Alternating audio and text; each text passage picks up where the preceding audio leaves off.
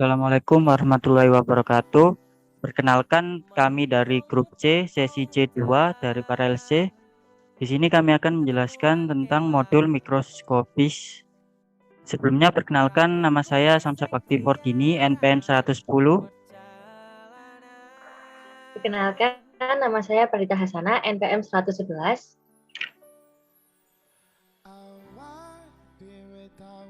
Yang pertama, tujuan percobaan mikroskopis. Tujuan percobaan ini adalah yang pertama untuk mengetahui bentuk struktur dari bahan yang diamati. Yang kedua, untuk mengetahui cara penggunaan mikroskop. Dan yang ketiga, untuk mengetahui prinsip kerja mikroskop. Apa itu mikroskop? Mikroskop adalah alat bantu yang digunakan untuk melihat dan mengamati benda-benda yang berukuran sangat kecil yang tidak mampu dilihat dengan mata telanjang. Fungsi utamanya ialah untuk melihat dan juga untuk mengamati objek dengan ukuran sangat kecil yang tidak bisa dilihat dengan mata normal. Fungsi lainnya dari mikroskop tetap akan selaras pada fungsi utamanya. Bedanya, beberapa dari jenis mikroskop dibuat untuk fungsi yang lebih detail lagi. Contohnya ada jenis mikroskop yang dibuat hanya untuk mengamati satu jenis objek mikroskopi saja. Lalu yang selanjutnya, prinsip kerja dari mikroskop. Prinsip kerja mikroskop adalah mikroskop bekerja menggunakan prinsip yang hampir sama dengan alat optik lain, yaitu berdasarkan perbedaan indeks bias. Ketika cahaya melewati bahan dengan kerapatan yang lebih besar, maka kecepatannya akan berubah. Cahaya kemudian merambat dengan arah yang berbeda dari sebelumnya. Hal tersebut memberikan kesan bahwa benda memiliki ukuran yang lebih besar atau berada lebih dekat. Yang selanjutnya, macam-macam mikroskop. Yang pertama ada mikroskop cahaya. Mikroskop cahaya memiliki perbesaran maksimal 1000 kali. Dan yang kedua ada mikroskop stereo. Mikroskop stereo merupakan jenis mikroskop yang hanya bisa digunakan untuk benda yang berukuran relatif besar. Mikroskop stereo memiliki perbesaran 7 hingga 30 kali. Yang ketiga ada mikroskop elektron. Mikroskop ini mampu melakukan perbesaran objek sampai 2 juta kali, yaitu menggunakan elektrostatik dan elektromagnetik untuk mengontrol pencahayaan dan tampilan gambar, serta memiliki kemampuan pembesaran objek serta resolusi yang jauh lebih bagus daripada mikroskop cahaya. Yang keempat ada mikroskop Bender. Mikroskop Bender ini dapat digunakan untuk mendeteksi benda asing atau antigen seperti bakteri atau virus dalam suatu jaringan. Lalu bagian-bagian dari mikroskop. Yang pertama ada bagian optik. Ada lensa okuler untuk perbesaran bayangan dari lensa objektif. Yang kedua ada lensa objektif itu untuk memperbesar bayangan benda. Selanjutnya ada kondensor untuk mengumpulkan cahaya yang dipantulkan cermin. Diafragma untuk mengatur banyak sedikitnya cahaya. Lalu bagian non-optiknya di mikroskop ada revolver untuk mengatur pembesaran lensa. Tabung mikroskop untuk menghubungkan lensa objektif dan lensa okuler. Meja mikroskop untuk menempatkan objek yang diamati. Makrometer untuk menaikkan atau menurunkan tabung mikroskop. Mikrometer untuk menaikkan atau menurunkan tabung mikroskop. Lalu ada kaki mikroskop untuk penyangga yang menyangga mikroskop di tempat yang diinginkan. Lalu ada preparasi sampel sebelum dilakukan percobaan mikroskop. Ada yang namanya fiksasi. Langkah pertama dalam preparasi sampel yang bertujuan untuk melestarikan jaringan dalam keadaan aslinya. Ada pewarnaan. Kontras dapat ditingkatkan dengan menggunakan pewarna berwarna yang selektif menyerap panjang gelombang tertentu.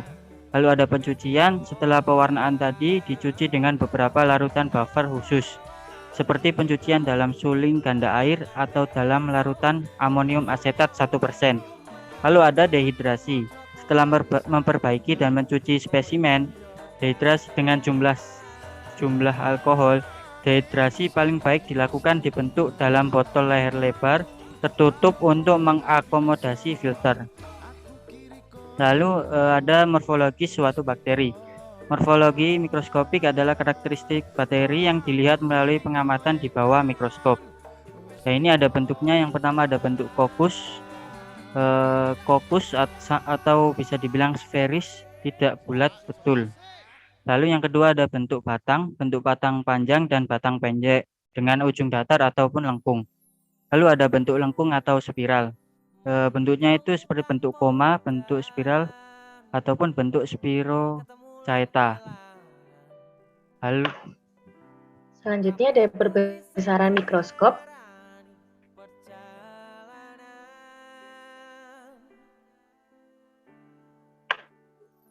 Perbesaran mikroskop diperoleh dari perkalian antara ukuran perbesaran lensa objektif dan lensa okuler. Misalnya lensa okuler yang dipasang pada ujung dalam tubus dan biasanya yang dipasang adalah pembesaran 10 kali. Dengan demikian, jika kita mengamati objek menggunakan lensa okuler, pembesaran 10 kali dan lensa objektif 40 kali, maka pembesaran objek yang dapat dilihat menjadi 400 kali dibanding besarnya objek yang sebenarnya. Selanjutnya ada fungsi bagian-bagian mikroskop.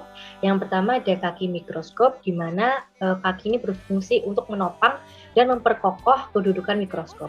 Kemudian ada lengan yang dipergunakan untuk memegang mikroskop pada saat memindahkan mikroskop. Kemudian ada cermin yang berfungsi untuk memantulkan sinar dan sumber sinar. Kemudian ada kondensor yang berfungsi untuk mengumpulkan sinar.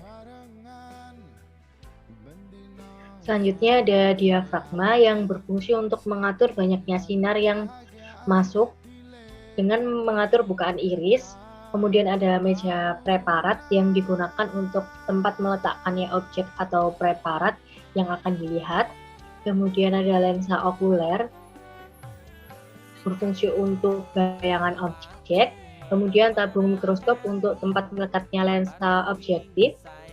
Ada revolver sebagai tempat melekatnya lensa objektif. Kemudian ada lensa objektif yang berfungsi untuk melihat objek kecil dan memperjelas resolusi bayangan sediaan.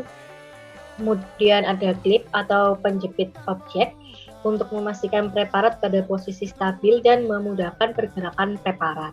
Kemudian ada pemutar halus digunakan untuk menggerakkan, menjauhkan atau mendekatkan lensa objektif terhadap preparat secara pelan atau halus. Kemudian untuk pemutar kasar untuk menggerakkan tubus ke atas dan ke bawah secara cepat dan akurat sehingga kita dapat melihat objek secara jelas. Hal-hal yang perlu diperhatikan dalam menggunakan mikroskop yaitu sebelum memakai kita amati dulu apakah preparat mikroskop sudah bersih dari debu atau kotoran lain. Misalnya lensa, cermin, kaca objektif dan okuler, dan lain-lain. Kemudian dibersihkan dengan kain yang halus atau kapas. Untuk lensa-lensa objektif dan okuler dibersihkan menggunakan silol dengan menggunakan kertas penghisap. Kemudian setelah selesai memakai mikroskop, hendaknya kita membersihkan kembali lensa cek glass. Kesimpulan dari percobaan ini yaitu bentuk mikroskopis hasil pengamatan bahan yaitu pada yeast, tepung beras, jagung, dan kentang berbentuk fokus.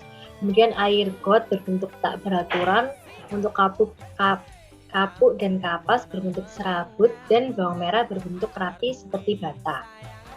Kemudian untuk cara penggunaan dari mikroskop yaitu kita menyiapkan mikroskopnya terlebih dahulu, kemudian menghubungkan kabel dengan stop kontak agar lampu mikroskop menyala, lalu meletakkan preparat yang berisi bahan yang diamati ke meja preparat, dan diatur mikroskop sehingga bahan yang diamati terlihat dengan jelas bentuk mikroskopisnya. Pada praktikum ini digunakan lensa objektif dengan perbesaran 10 kali 40. Untuk prinsip kerja dari mikroskop yaitu cahaya lampu yang dibiaskan oleh lensa kondensor melewati lensa kondensor, sinar mengenai objek dan diteruskan oleh lensa objektif. Lensa objektif ini kemudian kita bisa mengetahui perbesaran yang dilakukan oleh mikroskop. Nah, selanjutnya sinar yang diteruskan oleh lensa objektif ditangkap oleh lensa okuler dan kemudian diteruskan pada mata sehingga tampak bayangan objek yang sifatnya diperbesar, maya, dan terbalik. Sekian penjelasan dari kami. Wassalamualaikum warahmatullahi wabarakatuh.